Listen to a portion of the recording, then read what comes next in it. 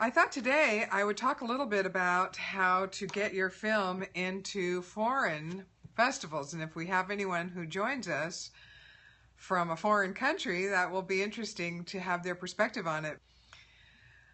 From my perspective, as a filmmaker here in the United States, I'm going to tell you that it's a heck of a lot easier for a foreign filmmaker to get their films accepted into festivals here in the United States than it is for an American filmmaker to get their film accepted into a foreign film festival.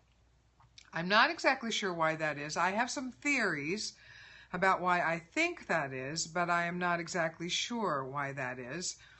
I think that it's because as Americans we are a little bit more inclusive and we open up opportunities to everyone, and we're willing to accept the product from all over the world for our film festivals, and we actually judge them based on the criteria of what's the best film for the festival.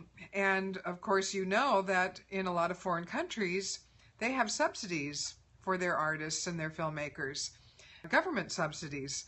So it's a lot easier for their filmmakers to make really wonderful looking films, even short films, because they can use some of the top talent in their country. Are there any festivals that are smaller? Not necessarily. Even the small festivals in the foreign countries are very particular about the content. And you have to understand that over there in the foreign countries, because they have the government subsidies that subsidize their arts programs, even their short film makers can get some of the top cinematographers, actors, and crew members from their country to participate because they can pay them.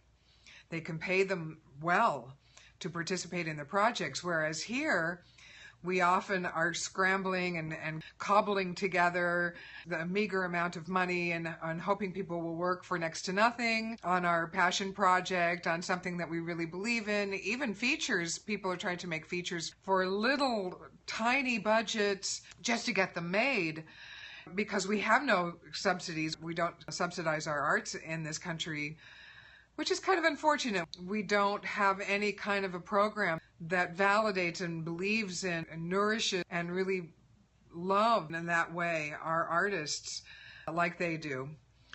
But I've still been successful in getting my films into a number of foreign festivals. I've screened in Swaziland in Africa. I actually had a special screening for The King there, if you can believe that. Private screening for The King. In addition to screening at the festival there, I've screened in Canada a number of times in a number of places in Canada. It's a lot easier to screen in Canada. It's a little closer to home, and they also are more accepting of American films. Italy, in a couple of different festivals in Italy, in a couple of different places in Italy, in South Korea, in Cancun, down in Mexico, in Portugal, at the same festival in Portugal a number of times with several films, because they liked my first film, and so I recontacted them and said, since you liked my first film, would you like to see my next one? And they were like, of course we would. And then they liked that one too, and it just has gone on from there. And South Korea and China have both screened my films. So I've been very fortunate to be able to screen my films in foreign countries. And what I would say is that there are several ways that you can get your film into a foreign country. The first thing to know is there are specific outlets where you want to register your film if you want to be aware of foreign festivals. Some of them show up on FilmFreeway, Short Film Depot, and Film Fest platform. Their websites are in English and in the foreign language, so you can opt for the English version. By and large, the film festivals, when in their international section in the foreign countries, are free to submit to. By and large, not all of them, but by and large they are free to submit to. But they're very, very, very, very specific in their rules and regulations. And they have usually 2 pages of rules and regulations that they want you to read and sign, that you understand and adhere to, and then you send in your signature that you've read and you are adhering to these rules and regulations, and then you send in. It's been a couple of years since I submitted to and through these portals, so understand that it may all be online now. But when I did it, you had to print out the paperwork, fill it in, and sign it. In addition to submitting online, you had to fill in the paperwork and sign it and send either your online screener or your DVD. I think they all have online screener capabilities, so you can just submit online. I'm not currently submitting any films. You're in the submission process, and then you're in the going to the film festival process, and then you're in the pre-production and getting ready to produce a film process. Rarely does it overlap. I'm in the pre-production and getting ready to film process right now. I'm not in the film festival process right now. So I am not actually submitting to festivals at the moment. All of my films have gone out, done their thing, gone to festivals, screened, won their awards, and they're now all home and waiting patiently for whatever.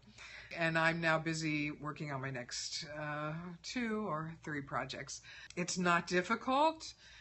I would suggest that the shorter the film that you have, the easier it is to get it accepted into a foreign festival. They don't particularly go for the longer films. If your film is longer than 10 to 12 minutes, I would say it's starting to get on the long side for a foreign festival. And they're less likely to accept it, although, I mean, it's free, so you can go for it. And filling out the website is very similar to FilmFreeway. It's the same kind of information. It's just your cast and your crew and all your technical specifications about how long the film is and when you shot it, and all of that information that you have to fill out on every other portal. So it's always nice to have an international audience for your work and to start being known in an international audience. I was very, very lucky with my film Worth, the one right behind me. I went out on the festival circuit and very quickly a buzz started to develop around that film. And festival directors saw it in Park City, where it first screened. Actually, it wasn't the first screening. It first screened here in Los Angeles, and then it went to Alaska, and then it went to Park City. But by the time it hit Park City and then Sedona, Arizona, I started receiving requests for the film from festivals. You send out your submissions, and you're about 6 months out. So you're sending out submissions 4 to 6 months later is when the actual festivals happen. It's about a 6-month lag. And are there any things that can increase your chances of getting included in an international festival outside of the length? Yeah, the quality of the production.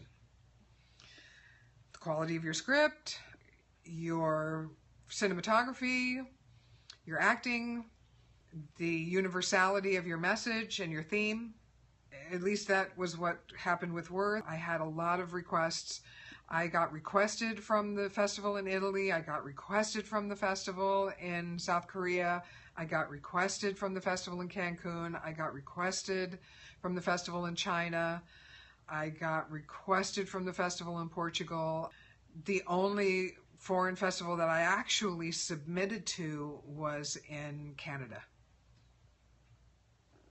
So every other one was a request for the film. They had heard about it from some other festival or some other festival director, and they wanted it. And so they just sent me an email and said, "We've heard about your film. We'd like to screen it at our festival." And so I sent them the film. It's a nice position to be in when you have a film that's getting that kind of traction and getting that kind of interest. You just have to make the film and see what happens, you know? See where it goes and who wants it. That's just exactly what you do.